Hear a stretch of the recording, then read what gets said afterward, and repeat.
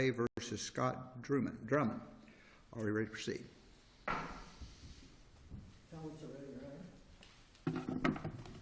May it please the court. I'm Howard Ross, Battaglia Ross, Dykes and McQuaid, St. Petersburg, Florida. We're counsel for the appellants. At counsel table is Samuel Heller, who is trial counsel for the defendants. I would like to reserve 3 minutes for rebuttal, please. Thank you, sir. This is a business divorce type of case. After the parties had separated with a business separation agreement, disputes arose and litigation followed. One appellant, medical specialist, sued one appellee, Scott Drummond, claiming post-separation irregularities in taking of money, and sued to get the money back and for civil theft. That was followed by both appellees suing both appellants in what was a 6-count, now a 9-count complaint containing significant pre-separation causes of action and some post-separation. The two suits were consolidated by a simple order saying only that they're consolidated. There was a complaint. The first case is 11-680. The second one is 11-783. There was a complaint in 11-680, an amended complaint after the consolidation that was served, and that was answered, and then the balance of the case went forward as a consolidation. Early on, there was a dispute over production of one bank account's records, and there was also a dispute over putting some money into the registry of the court. As a result of that dispute, the appellants were required to pay some attorney's fees for the cost involved, and those were paid, and there's been no claim that those were not paid. That's referred to in the sanctions order. Those are the two prior matters. The court awarded fees were paid.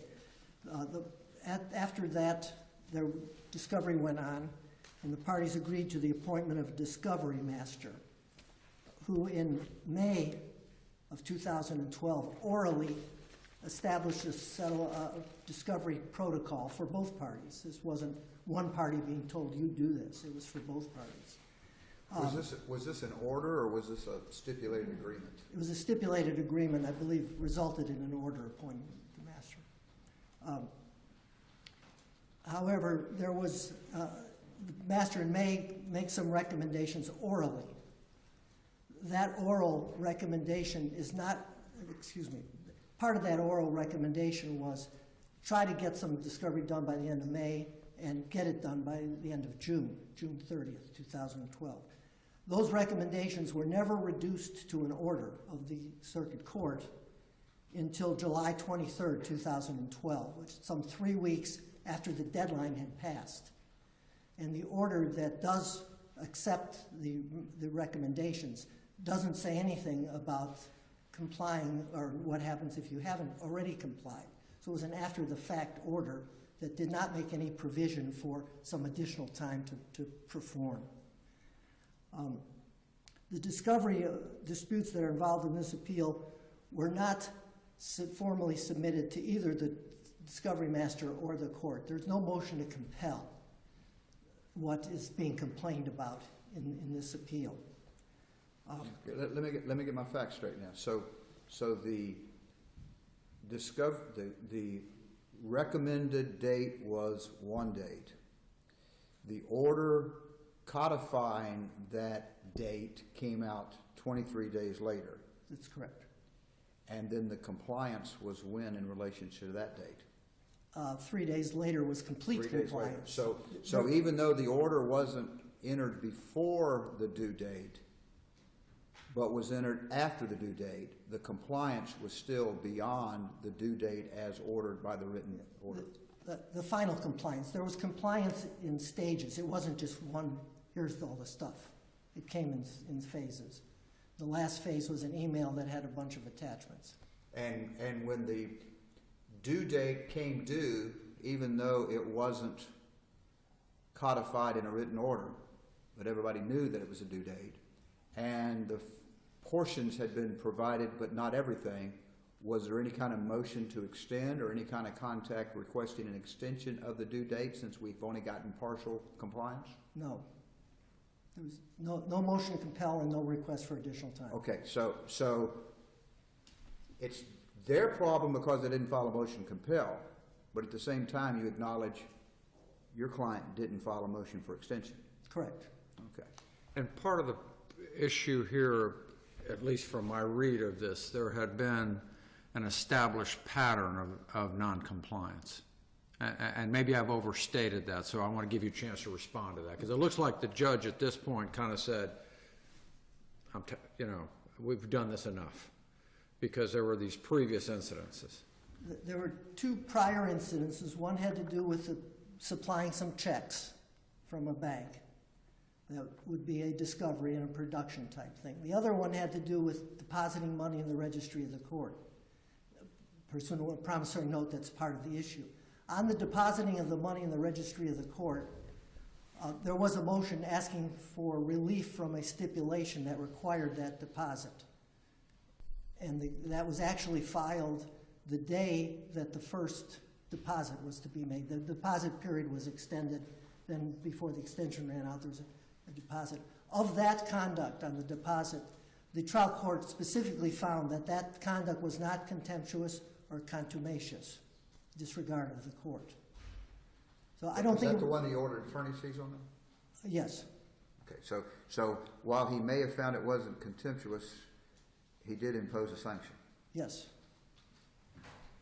So I obviously, I don't think it's a pattern. What's gone on as part of this case is different.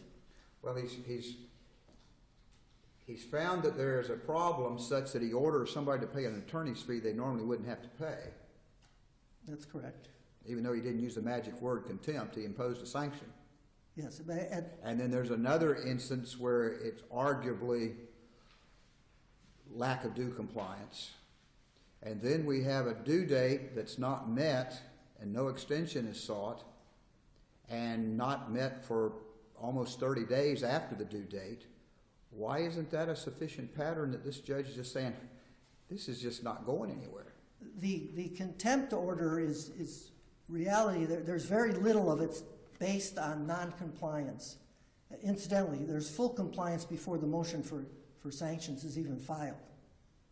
Everything was done. All the production that was required was done before the motion, and obviously then before And the order. some of that was done basically by having to go do other homework and find things out, like on the listing of the banks under oath. Oh, there's 8, and then we have to find out otherwise that there's 4 more. Well, there's 3 more that were mentioned at the hearing on this motion. And those 3 banks, the plaintiff knew about it. The plaintiff was sitting there with canceled checks. But there are a lot of times you ask for a discovery that you already know what the answer is going to be. I mean, the fact that he didn't know about it doesn't relieve somebody from their obligation to give a truthful statement, especially when they say it under oath, or when they write it under oath. I mean, are you suggesting that the only time you can have a violation of a discovery order is when you can prove prejudice? No, you can. If there were a discovery order, then yes, you can violate it without prejudice, but you can't get sanctions without prejudice. The case law says you have to have prejudice for the sanctions. When somebody swears to something and that's not true, well, that basically kind of puts you in the situation where we can never believe anything else he says in this lawsuit.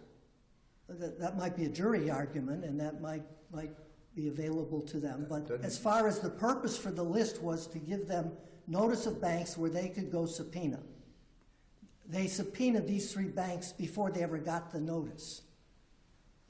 So there's some evidence that it was inadvertent. There was the bookkeeper mentioned why they left that off. And the trial judge has to believe, simply because a party walks in and says, I inadvertently left these banks off because I couldn't find a checkbook related to them. The trial judge has got to believe that simply because that was stated to him? No, I don't think the trial judge has to believe anything. Well, then why you say it was there is proof that it was inadvertent? The proof was we only gave the list. We only put on the list those that we had checkbooks for.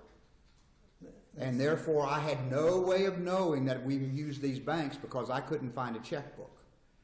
Now, is that proof of that inadvertence that's a judge has got to accept? Or can't the judge say, you know, I just don't believe that. I think this is somebody who is just not ready to be honest or cooperate. Couldn't the judge have concluded that? Well, he obviously did. That's right. Okay, if he did, where are we to go back and overturn him and say, you couldn't conclude that? And if he did conclude that, why isn't that grounds to say, hey, this is going nowhere? Not partially. The case law says that in order to give the ultimate sanction, and that you have to prove that you've been prejudiced by the act. And there is no prejudice. That's where the information that they knew this stuff in advance. They had the canceled checks from the bank. And in fact, there's an acknowledgement in one of the emails that most of this production that's been required is coming from the banks. Doesn't really this case rise and fall on whether or not the Cozell factors were present or not? I'm having trouble with Cozell. The order doesn't say the attorney did this that was bad and the client did this that was bad. The order says the attorney's experienced and the client's experienced and the client did that list. That's what we have as far as whether this is sanctions because of attorney misconduct or sanctions because of client misconduct. There's no indication that the client had anything to do with the discovery, what I'll call the discovery issues. The only thing they said about the client was this list.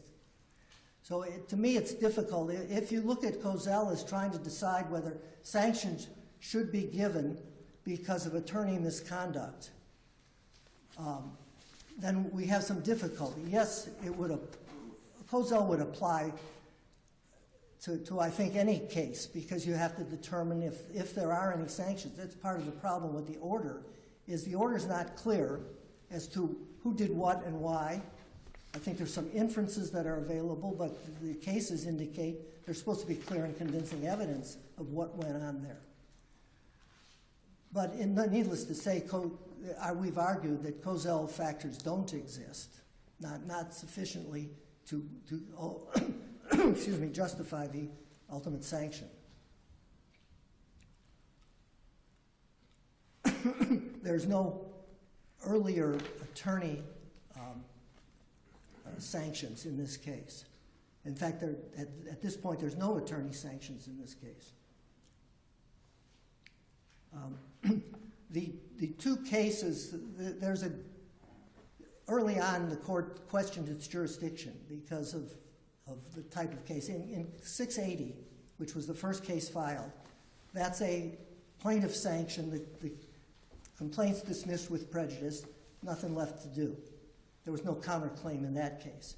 In 11783, we have defendant sanctions. Plaintiff got a default on their complaint. The answer and defenses were stricken, and there was a counterclaim in that case, and that was stricken. The court, in its order to show cause, indicated that the first case, 11680, appears to be a final order that we can hear. There was a question of whether the second case is a final order. And in the Appellee's brief, they say because of the consolidation, we shouldn't worry about 680. That case just went away.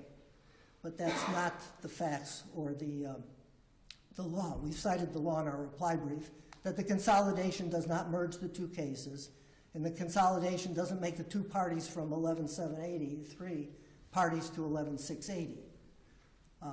They remain separate. And there were separate pleadings that were filed in 11680 after the consolidation. So we think that the court's initial statement that it appears that 11680 is a final decision is in fact a final decision, and that would give jurisdiction. On the other issue, the 11783, that's less clear. And I think, and our position basically has been, there's two cases, well, we cited four, but there's two, Owens and Carr versus Reese, where the same situation occurred, and in one, maybe both, this court took jurisdiction, heard the case, reversed the sanctions. And it would appear that what we're asking the court to do is take jurisdiction and hear that the sanctions case has happened before, at least in two cases. And I speculate, because I haven't found any law that says it, but sanctions matters, once the ultimate sanction is ruled on by the court, the judicial labor is done as far as the sanctions are concerned. So sanctions are something separate and distinct from the merits of the case. And that could be a reason why, at least in those other cases, the courts will hear the sanctions matters at this stage in the game. Another thought I had was, as I'm sure you're well aware, the sanctions, ultimate sanctions deprives a party of its constitutional rights to access to the courts.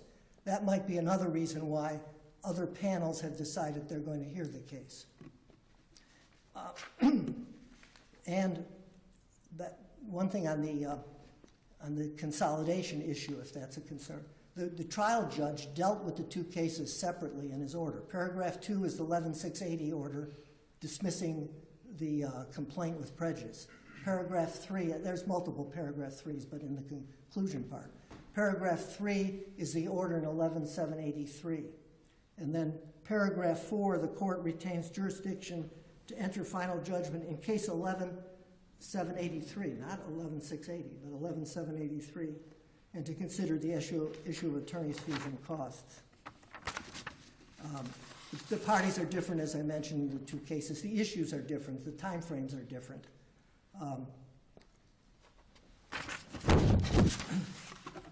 As far as going to the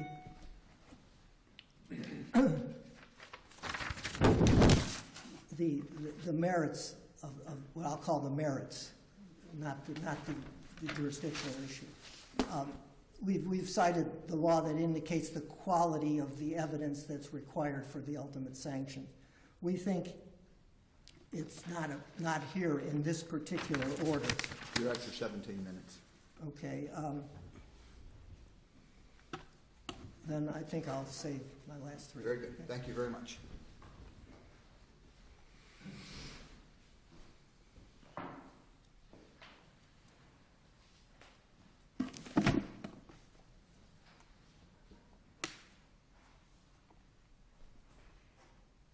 May it please the court, my name is Shayla Restall. I represent the Appellate, Scott Drummond, and Gulf Coast Injury Center, LLC.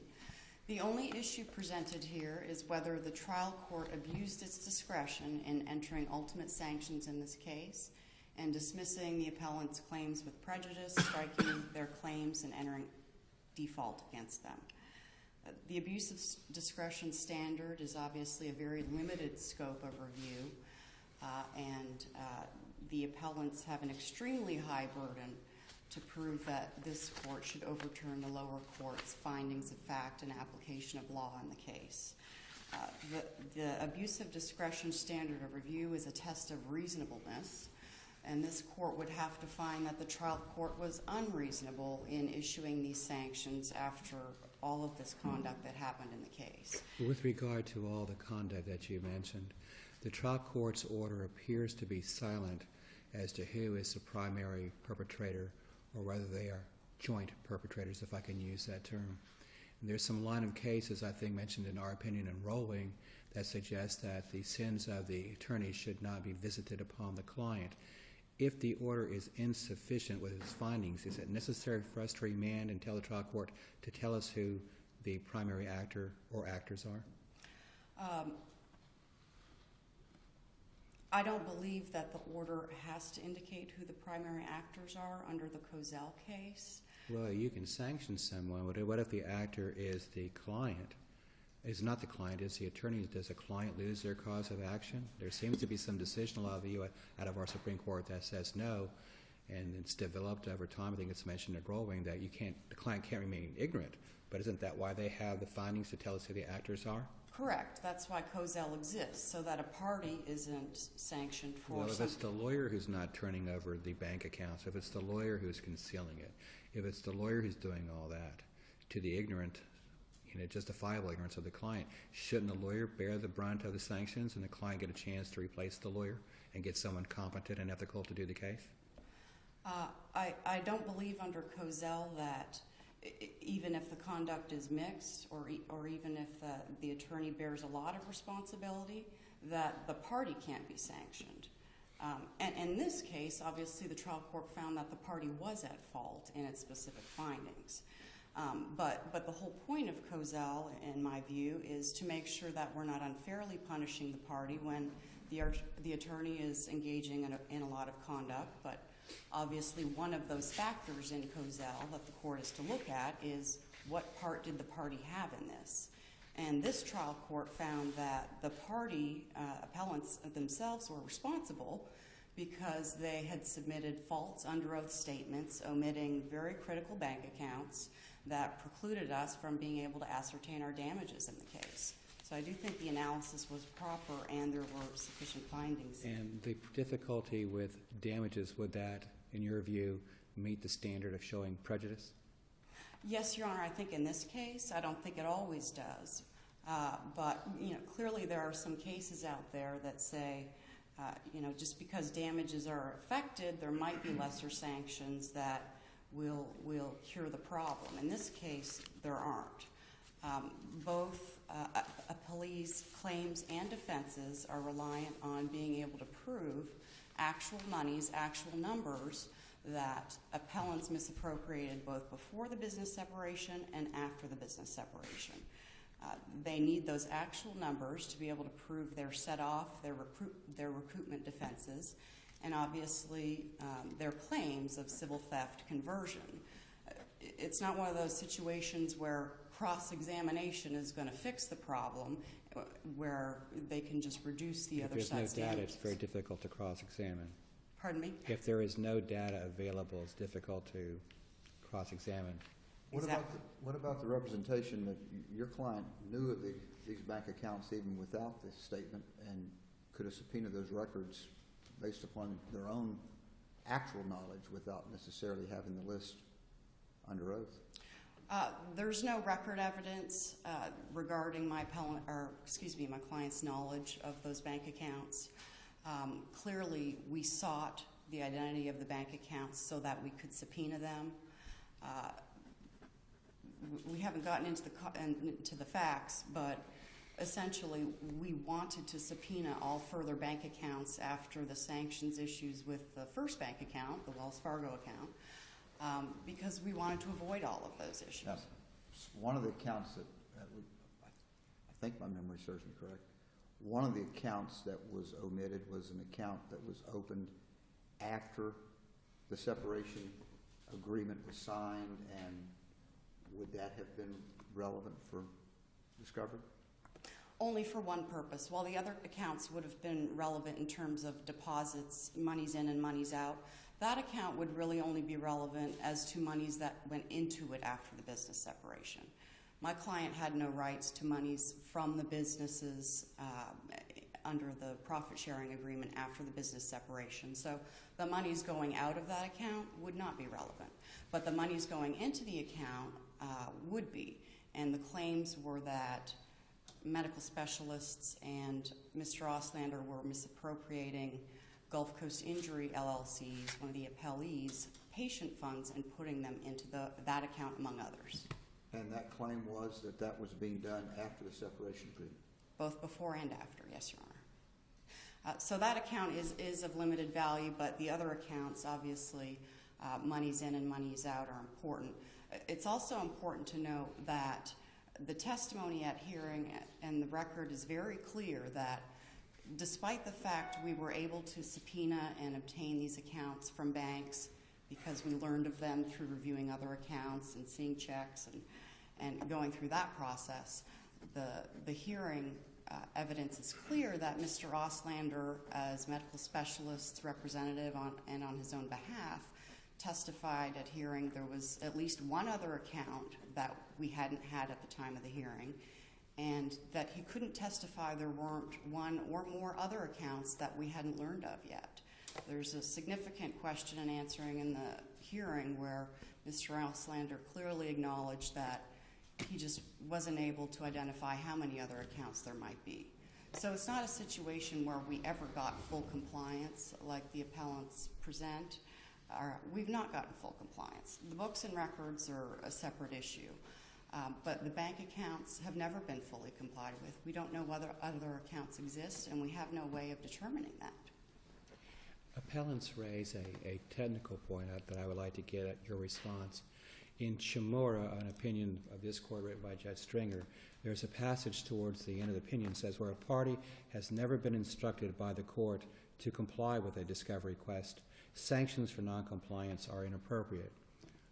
So the argument seems to be that there's no particular order that says, do this. Do we need to actually put an or else language in there, or is there just enough to put in there, do this by this date? I don't want to phrase your response for you. Let me leave you with a question. What's your response to that passage in Chamorro? Taking that cue, I don't think the case law suggests that there has to be any warning. The order in this case very specifically set forth the dates that compliance was due by. And there was a good faith date by May 31st, and there was a drop dead date of June 30th. Even though the order was entered late due to reasons I don't think are reflected on the record, the order very clearly backdates the obligations in which production was to be made by. The other thing that is contained in the order is it does require that appellants produce false under oath statements, and they have been given the opportunity to cure that problem after entry of the order. We filed our motions for sanctions the month following the entry of that order. The motion was pending for several months over the course of 2 hours lengthy evidentiary hearings, probably a total of 8 months. It was pending, and appellants were given the opportunity to cure the issue with the bank accounts. Never once did they try. The testimony at the hearing is very clear on behalf of appellants that both their bookkeeper and Mr. Oslander was very clear that they didn't make a single effort after the order was entered, the motion for sanctions filed, or before either of the hearing dates to cure the problem that they had become aware of with bank accounts. The court, in this case, entered ultimate sanctions after having been part of a very painful discovery process. And as there was some discussion earlier, there were 2 previous orders of sanctions. One of those orders was based on the appellant's failure to obey a court order, and in fact 2 court orders regarding the deposit of funds into the court registry. The trial court had issued 1 order. Appellants failed to comply. We filed a motion. The court issued yet another order on that same issue. Appellants failed to comply. We filed a motion. We filed a motion for sanctions, up until which point appellants still refused to comply with the order, and only one of the appellants was subject to this order, upon which medical specialist was sanctioned. So the court clearly had been part of that process in its superior vantage point, and had been aware of where appellants really were at in terms of obeying court orders and the regard for the discovery process. The other issue that was happening contemporaneously with this issue on the deposit of court funds was appellants took the position that the one bank account we knew of when the litigation commenced, that we suspected monies went into or out of, appellants took the position that they didn't have that account and they couldn't produce it. Many motions and hearings and things went on with that, but ultimately what we learned, boiling it down, is that appellants had been using the account since the litigation commenced, after the request for production, after the motion to compel, et cetera, and essentially had lied under oath about the reason that they provided for not having produced that bank account. They said was, we searched for it early in discovery, but we weren't able to easily print the account. That's why we didn't produce it. This, of course, was heard for the first time in response to the sanctions hearing and hadn't been voiced before that point. The court entered sanctions on the failure to produce those Wells Fargo records. And it's important because the court in that instance as well, had the opportunity to firsthand observe the conduct of the appellants, to weigh the testimony that they presented in support of their opposition, and to look at all of the other testimony which we've cited in the record, and they clearly rejected that testimony as well. It's important in terms of this third motion for sanctions that's on appeal, or the order related to it, because the court already knows, again, not only what appellants' view is towards court orders and the discovery process, but what their view is and approach is regarding their requirement to be honest about bank accounts that are under the control. So that's the background that got us here. In entering the order on appeal, the court had clearly given them every opportunity to modify their conduct in accordance with what was expected of them, had given them warnings, had assessed other fees and costs that clearly was not going to dissuade appellants in their course of action. The court entered these 2 orders of sanctions, they paid the fees, and then this whole group of contemporaneous conduct happened.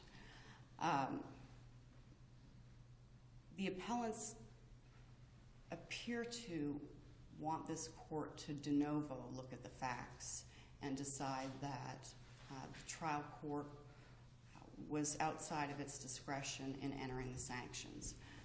There is nothing in the record that supports any abuse of discretion in this case whatsoever.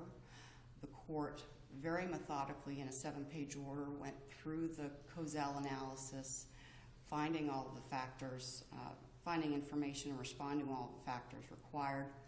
Clearly in that analysis, which is designed to arrive at the determination about whether lesser sanctions are appropriate, clearly as a result of that analysis, the trial court determined there's nothing else we can do in this case.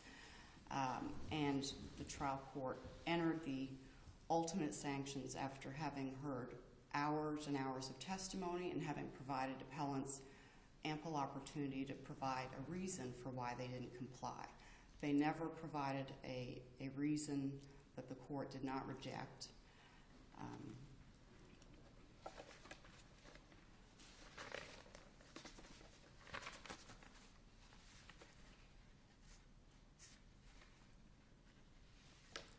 The last thing I'd want to point to in terms of the decisions that we've looked at, this case and the factual findings in the order are very similar to those set out in the Marr case. The facts are obviously different, but if you look at the analysis in that case and what the court found under the Cozell factors, this case is very similar in terms of that.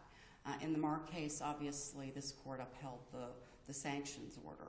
If you look at both the facts of Marr and of the Mercer v. Raines case, and even the U.S. Fire case cited in the briefs, the facts in those cases nowhere near reach what happened here.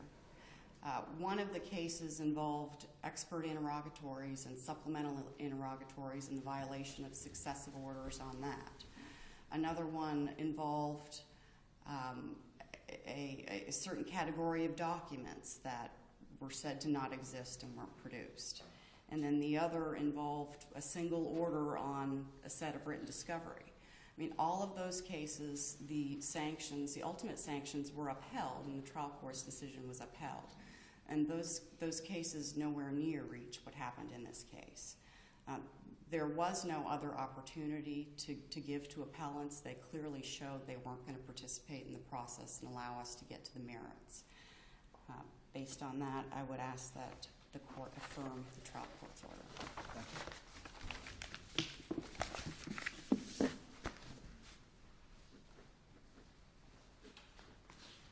Appellate indicated they needed these 3 accounts so they could find the information. They had canceled checks and deposit slips before that list was required. They knew the information. They had what they needed to prove their case. All they would have gotten if those things had been on the list was the name of a bank and a bank account. They were able to get those accounts without that information. They subpoenaed the bank, asked a general question, and they got the records. There's a third account one of the three accounts, Appellant and another man named Kelly were the parties involved.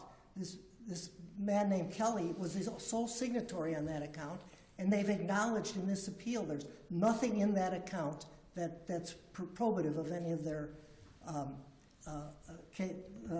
their damages. She mentioned, or somebody mentioned, warnings. In at least one of the cases we've cited, the court mentions there was a warning. In most of these cases where there has been sanctions, there's a prior order, the motion to compel, which provides the opportunity to cure. And in several of those cases, the court warned the lawyer in Kinney, if you don't pay the sanction fees, your case might be dismissed. And he doesn't pay. And the case is dismissed, and then it gets reversed. Most of this argument sounded like they're trying to elevate the attorney's fees sanctions from the Wells Fargo matter into an ultimate sanction. That they weren't happy with just getting attorney's fees, so now let's make it an ultimate sanction. Our position is those two matters were over with, done with. The one answer was the deposit in the registry of the court. After the settlement stipulation, there was a discovery of some offsets. And they asked the court for permission. The court said, no, you stipulated, you're stuck with it. And I'm going to slap your hands with the attorney's fees. But you didn't do anything contemptuous. I'm not going to hold you in contempt. And you didn't do anything that was a contemptuous disregard of anything I told you to do. So I think those two sanctions were not proper to look at this instance. But you should look at what went on here. And what went on here is actually the court doesn't say anything about not producing any documents in the sanctions order. And in fact, the first question at the hearing is, what are you missing? And there's a pause or a stuttering, and then we think we might not have all the bank accounts. But if a man doesn't remember everything, then he can't just create it. It's like telling someone to produce something you don't have possession of. So we feel that this is not a case for ultimate sanctions. Some of those ultimate sanction cases, there's multiple motions to compel before the court enters the ultimate sanction. Thank you. Thank you. Thank you both.